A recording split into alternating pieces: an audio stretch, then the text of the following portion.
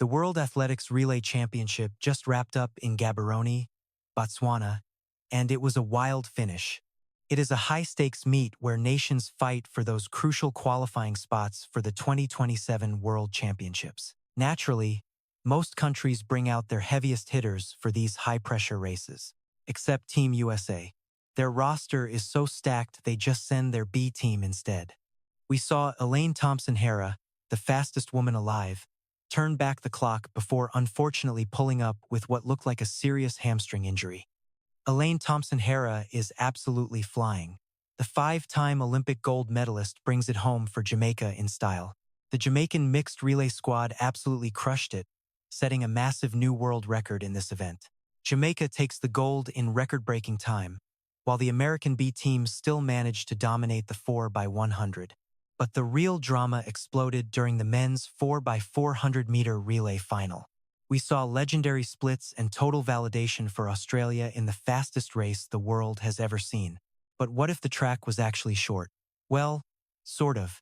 Let's break it down. Keep your eyes on three teams: Botswana, the defending champs, and two hungry rivals looking for blood. Australia is packed with rising talent after stunning Botswana in the heats earlier in the meet. Then there is South Africa, who took bronze at last year's World Championships and wants to move up. Coming off the final turn of the first leg, the race starts to really heat up. Lee Epi of Botswana holds a slim lead, with South Africa and Australia right there. Epi actually opened with the fourth fastest split in the history of the sport. As they hit the brake on the second leg, the leaders emerge. Tobago surges ahead, but South Africa and Australia refuse to back down. Now, Tobago is famous for being a monster in these relay splits. At this exact moment in the race, he was in total control. He held the second fastest relay split ever, making what happened next almost impossible to believe. His strength is fading. South Africa is going to take the lead into the third leg. These three nations are gone. At first, it looks like Tobago just hit the wall and ran out of oxygen completely. It looks like he choked away a massive lead, with South Africa and Australia both hunting him down like prey. I was ready to criticize him.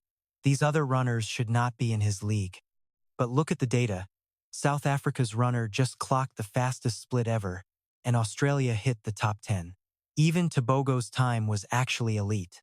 Against all odds, he was simply outrun by pure greatness. South Africa leads with 18-year-old Kuko, but world medalist Ndori of Botswana and Australia's Reynolds are closing in fast. Shout out to that 18-year-old for holding off a world medalist. Meanwhile, Australia's Reynolds turned in an all-time performance, actually gaining ground on the leaders during his leg. Heading into the final leg, all three teams are neck and neck as they transition the baton. It is a showdown between South Africa's Bonane, Botswana's Kevin Atshipi, and Australia's very own Murphy. We have a world champ with a 43.53 personal best versus a massive underdog from Australia. On paper, Murphy is totally out of his league. But he's been making waves after a 19.88-second 200-meter that people claimed was fake. Now he has a chance to prove everyone wrong. They are running shoulder to shoulder on the backstretch as Murphy tries to make a gutsy move. The leaders are making it tough, forcing Murphy to stay wide and burn extra energy outside. On the final straightaway, Kevin Atshipi turns on the jets to show exactly why he is the reigning world champion.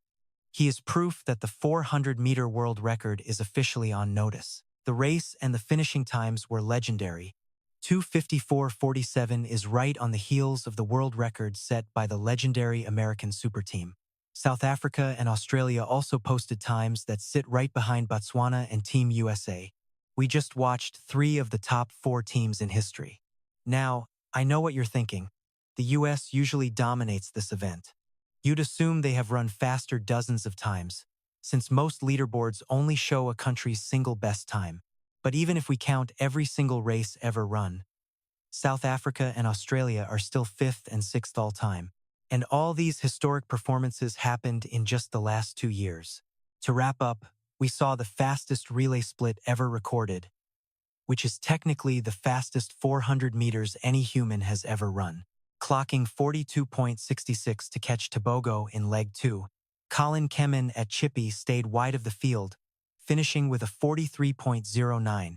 That is the sixth fastest 400-meter split ever from the Australian record holder, who also closed on Tobago in that same leg with a 43.12. This single race just rearranged the 4x400-meter all-time lists completely. It sounds too good to be true, and honestly, it kind of is. First, a minor detail. This meet was at 1,000 meters altitude. I mentioned recently how that helps short sprints, and the 400-meter is definitely in that sweet spot. So, fast times were expected. But this is insane. Look, I usually say the clock never lies, but it might lie when humans are involved. Eyeballing splits at the baton exchange zone. Clearly, Pillay ran fast. He proved it by hunting Tobago down and staying toe-to-toe the whole way. But both hitting the all-time top 10, Pillay being number 1 with personal records of 44.31 and 44.43, it just does not sit right. When you check the personal bests of everyone else on that all-time list, you will see why. Everyone else is deep in the 43s, except Tobago, who just clocked a 19.46 in the 200 recently. Maybe they are both about to have a massive breakout, and this race was just the foreshadowing. But to take that seriously, I have to trust relay split accuracy. I do not. In fact, I have been keeping a secret from you this whole time. Despite what the internet says, the fastest split did not even happen in this specific race. It happened yesterday in the 4x400-meter heats, but people conveniently forgot about it after today's final. First, in Heat 1, Leg 2, Brazil's Villar faded down the stretch for an official 43.02. That is the third fastest split in history. In Leg 3, Australia's Matthew Hunt led by about 15 meters before getting tracked down, getting blown past for a 42.60, the fastest 400-meter split ever recorded. Behind him, Kevin Shippey ran a 43.09, matching what was the ninth fastest split ever. Then there was Nigeria's runner in the back who I barely noticed. He ran a 43.18, so why not just put him on the list too? So we trust the final splits but not the heats? Which of these times are actually real? Honestly, throw the whole video away. Remember when I said the track was short? We haven't even gotten to that yet. Check Australia in this heat. Not the final. The final was fair with an even start. They actually started ahead of the line because the officials messed up the track markings. Look at this side-by-side of the heat and the final. That looks like a 2-meter head start. Yet, that 2:57 is still official. So, what is the takeaway from all this chaos? These official splits keep proving they are just estimates at best and total speculation at worst. One thing is for sure, altitude aside, these finals were historically fast. That 1993 world record has stood for 33 years for a reason.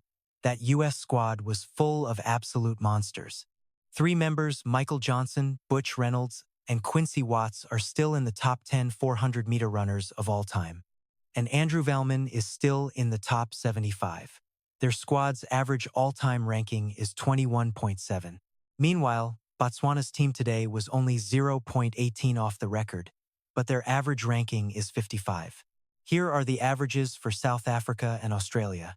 I believe this new generation of sprinters is talented, but they just aren't this fast yet. Personally, I am keeping a close eye on Pillay and especially Reynolds. Reynolds gained ground on a world bronze medalist, for crying out loud. And we have to mention Aidan Murphy.